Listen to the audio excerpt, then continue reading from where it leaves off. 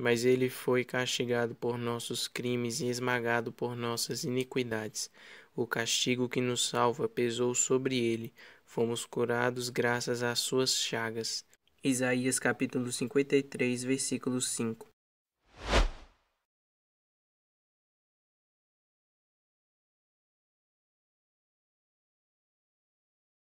Neste dia, Sexta-feira Santa, que os antigos chamavam de Sexta-feira Maior, quando celebramos a paixão e morte de Jesus, o silêncio, o jejum e a oração devem marcar este momento. Ao contrário do que muitos pensam, a paixão não deve ser vivida em clima de luto, mas de profundo respeito e meditação diante da morte do Senhor, que ao morrer foi vitorioso e trouxe a salvação para todos, ressurgindo para a vida eterna. É preciso manter um silêncio interior, aliado ao jejum e à abstinência de carne. Deve ser um dia de meditação, de contemplação do amor de Deus, que nos deu o seu Filho único para que quem nele crer não pereça, mas tenha a vida eterna. João capítulo 3, versículo 16. É um dia em que as diversões devem ser suspensas, os prazeres, mesmo que legítimos, devem ser evitados. Uma prática de piedade valiosa é meditar a dolorosa paixão do Senhor, se possível diante do sacrário na igreja, usando a narração que os 4 evangelistas fizeram. Outra possibilidade será usar um livro para meditação, como A Paixão de Cristo segundo o Cirurgião, no qual o Dr. Pierre Barbet, francês, depois de estudar por mais de 20 anos sobre a paixão, narra com detalhes o sofrimento de Cristo. Tudo isso deve nos levar a amar profundamente Jesus crucificado, que se esvaziou totalmente para nos salvar, de modo tão terrível. Essa meditação também precisa nos levar à associação com a paixão do Senhor, no sentido de tomar a decisão de gastar a vida pela salvação dos outros, dar a vida pelos outros, como o Senhor deu a sua vida por nós. Amor só se paga com amor, diz São João da Cruz. A meditação da paixão do Senhor deve nos mostrar o quanto é hediondo o pecado. É contemplando o Senhor na cruz, destruído, flagelado, coroado de espinhos, abandonado, caluniado, agonizante até a morte, que entendemos quão terrível é o pecado. Não é sem razão que o catecismo diz que o pecado é a pior realidade para o mundo, para o pecador e para a igreja. É por isso que Cristo veio a este mundo para ser imolado como Cordeiro de Deus que tira o pecado do mundo. João capítulo 1, versículo 29. Só ele poderia oferecer à justiça divina uma oblação de valor infinito que reparasse todos os pecados de todos os homens, de todos os tempos e lugares. A tarde de Sexta-feira Santa apresenta o drama imenso da morte de Cristo no Calvário. A cruz erguida sobre o mundo segue de pé como sinal de salvação e de esperança. Com a paixão de Jesus, segundo o Evangelho de São João, contemplamos o mistério do crucificado, com o coração do discípulo amado, da mãe, do soldado que lhe transpassou o lado. São João, teólogo e cronista da paixão, nos leva a contemplar o mistério da cruz de Cristo como uma solene liturgia. Tudo é digno, solene, simbólico em sua narração, cada palavra, cada gesto. A densidade de seu evangelho agora se faz mais eloquente.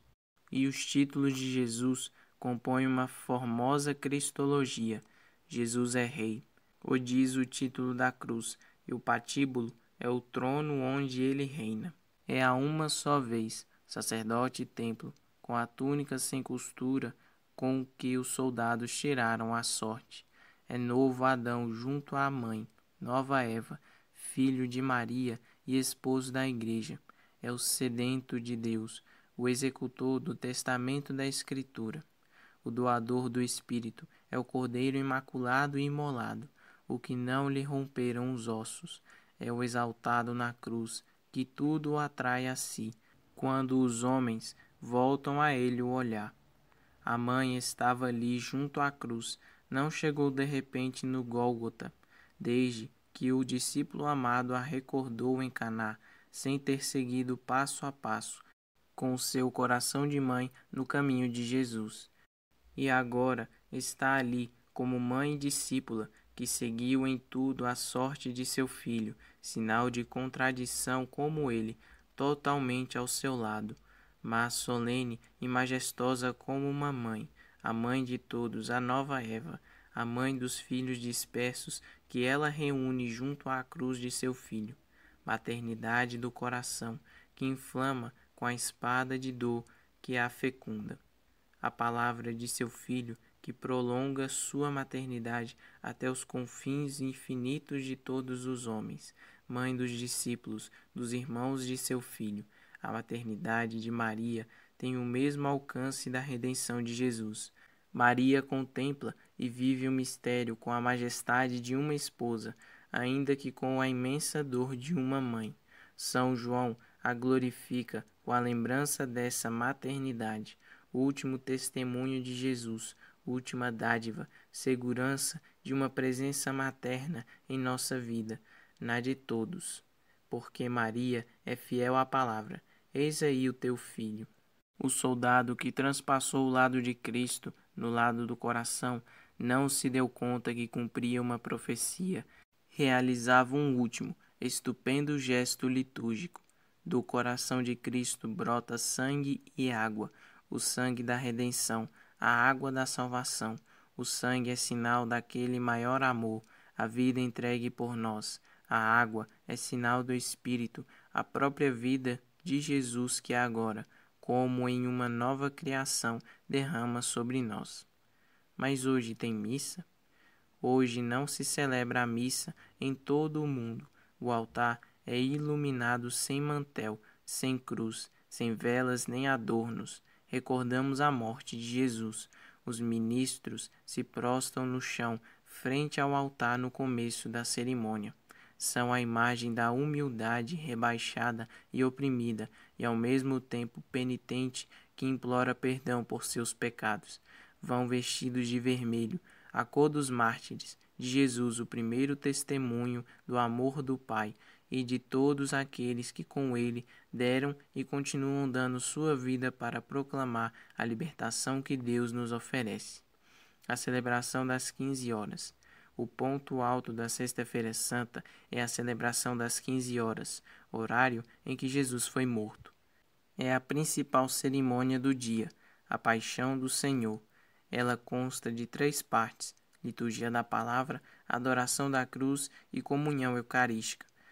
Nas leituras, meditamos a Paixão do Senhor, narrada pelo evangelista São João no capítulo 18, mas também prevista pelos profetas que anunciaram os sofrimentos do servo de Javé. Isaías, capítulo 52, versículo 13 ao 53, coloca diante de nossos olhos o homem das dores, desprezado como o último dos mortais, ferido por causa dos nossos pecados, esmagado por causa de nossos crimes. Deus morreu por nós em forma humana. Neste dia, podemos também meditar com profundidade as 7 palavras de Cristo na cruz, antes de sua morte. É como um testamento dele. Pai, perdoai-lhes, pois eles não sabem o que fazem. Em verdade te digo, hoje estarás comigo no paraíso. Mulher, eis aí o teu filho, eis aí a tua mãe. Tenho sede. Eli, Eli, lema sabactani. Meu Deus, por que me abandonaste? Tudo está consumado. Pai, em tuas mãos entrego o meu espírito. À noite, as paróquias fazem encenações da paixão de Jesus Cristo, com o sermão da descida da cruz. Em seguida, a procissão do enterro, levando o esquife com a imagem do Senhor morto. O povo católico gosta dessas celebrações porque põe o seu coração em união com a paixão e os sofrimentos do Senhor. Tudo isso nos ajuda na espiritualidade deste dia. Não há como pagar ao Senhor o que Ele fez e sofreu por nós. No entanto, celebrar com devoção o seu sofrimento e morte lhe agrada e nos faz felizes. Associando-nos assim à paixão do Senhor, acolhemos os seus frutos de salvação. Via Sacra. Ao longo da Quaresma, muitos fiéis realizam a Via Sacra como uma forma de meditar o caminho doloroso que Jesus percorreu até a crucifixão e morte na cruz. A Igreja nos propõe esta meditação que nos ajuda a rezar e a mergulhar na doação e na misericórdia de Jesus que se doou por nós. Que hoje possamos, no silêncio e na oração, meditar tudo o que Jesus passou para nos salvar, pois não fomos salvados por qualquer coisa perecível como o ouro e a prata, mas pelo seu preciosíssimo sangue, como nos diz São Paulo.